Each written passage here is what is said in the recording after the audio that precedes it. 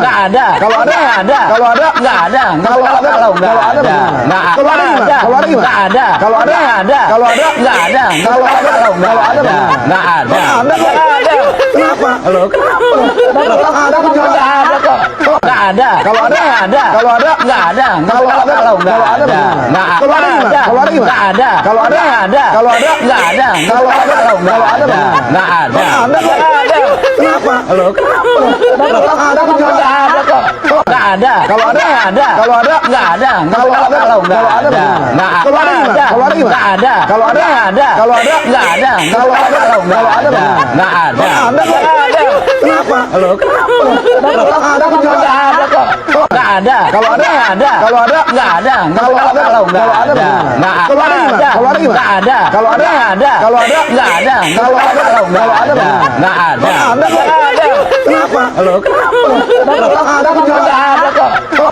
Kalau MK nggak bisa dipercaya, Sudah diakui. KPU dan Sirekap nggak bisa dipercaya. Mau tidak mau, rakyat hanya bisa percaya dengan kekuatan dirinya sendiri. Penyelenggara ada, pengawas ada, pemantau independen ada, pemantau luar negeri ada, saksi dari setiap partai ada, dari saksi dari setiap calon presiden ada. Nah kalau kemudian semuanya dianggap nggak benar, lalu yang benar siapa? Sebentar dulu, artinya bahwa gini, kalau kemudian untuk 15.000 TPS saja bisa terjadi itu, mungkin nggak terjadi untuk 823.000 TPS yang lain. Bahwa setiap pemilu pasti tidak sempurna, iya. Dengan 800.000 TPS, dengan luas yang sangat luar biasa seperti sekarang, 17.400 pulau seperti sekarang, sebarannya sangat luas, akan ada yang tidak sempurna, itu pasti. Makanya kita akan pakai toleransinya nanti. Sekian berapa persen sekurangnya dan berapa persen yang kemudian bisa toleransi. Salah ya salah saja. Mau jumlahnya 1, 2, 3, 4, 5, 6 ya salah-salah saja. Dia tidak menjadi benar ketika jumlahnya sedikit. Bahwa kemudian itu dijadikan sebagai argumentasi untuk memaklumi, menurut saya itu persoalan pertanggungjawaban negara terhadap rakyat. Kalau kemudian pemilu ini sudah selesai lalu mau dibatalkan dan segala macam yang sudah menang itu bagaimana? Masih mau diulang terus pasang spanduk lagi, bikin kaos lagi, pasang stiker lagi gitu? Janganlah, kasihan juga. Artinya janganlah kemudian dikorbankan teman-teman kita yang nyalek lagi hanya untuk ambisi satu dua orang saja. Kenapa Pak Ganjar lebih baik dan Pak Mahfud? Pertama, rekam jejaknya lebih baik. Kedua, rekam medisnya lebih baik.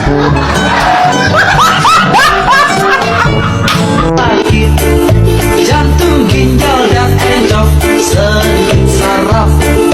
Hati-hati Pak Tua, istirahatlah.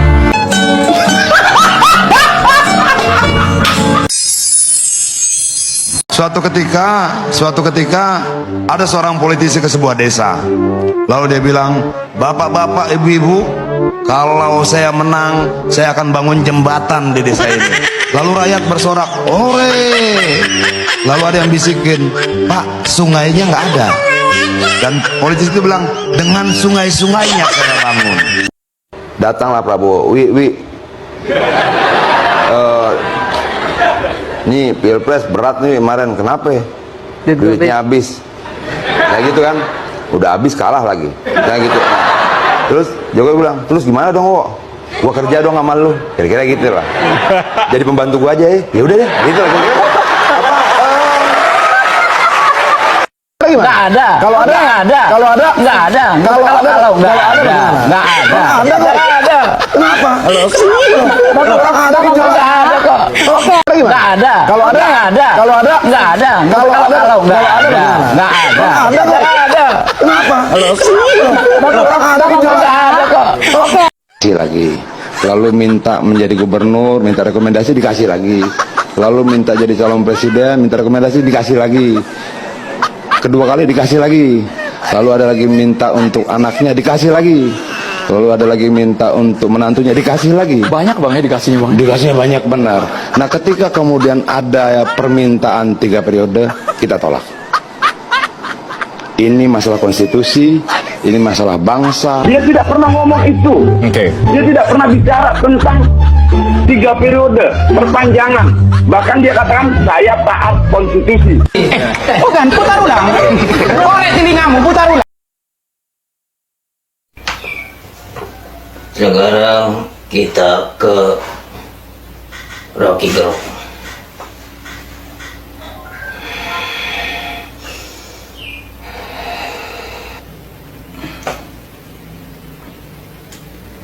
Oke.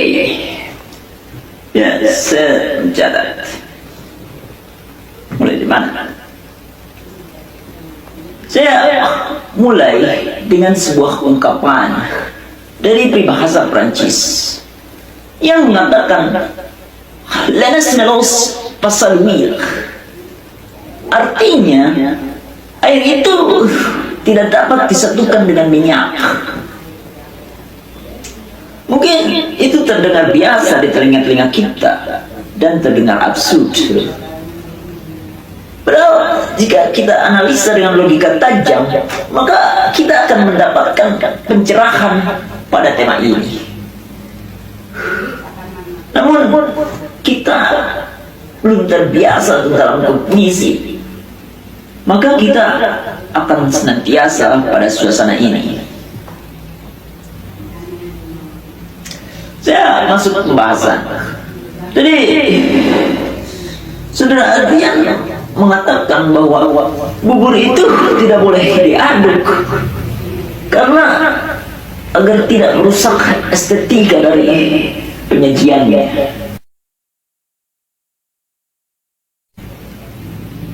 Loh, bubur itu adalah suatu makanan, dan yang terpenting dari makanan adalah dapat memenuhi perut. Itu artinya membuat perut kenyang tuh. Ya termasuk energi yang kita dapat, protein, karbo, vitamin dan segala macam. Ini jangan-jangan Saudara Adrian adalah orang yang foto dulu baru makan. Makanya tadi saya dengar argumentasinya nggak nyambung.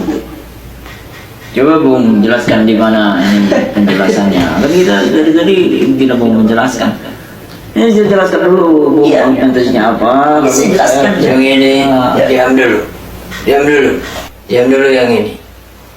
Sekarang giliran. Silakan dilanjutkan. Nanti diberi waktu untuk berbicara. Ya.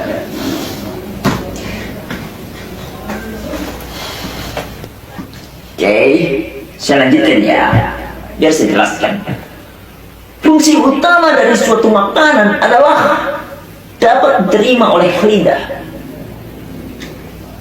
Artinya, Wow, seru banget ya teman-teman, debat parodi yang sangat lucu dan kocak dari Adian Pitupulu ya.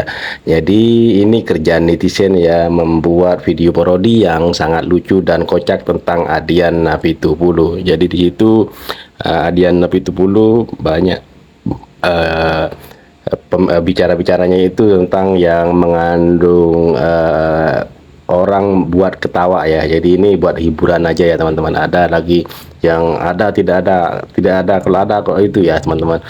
Jadi ini seru banget, kocak banget, lucu banget ya.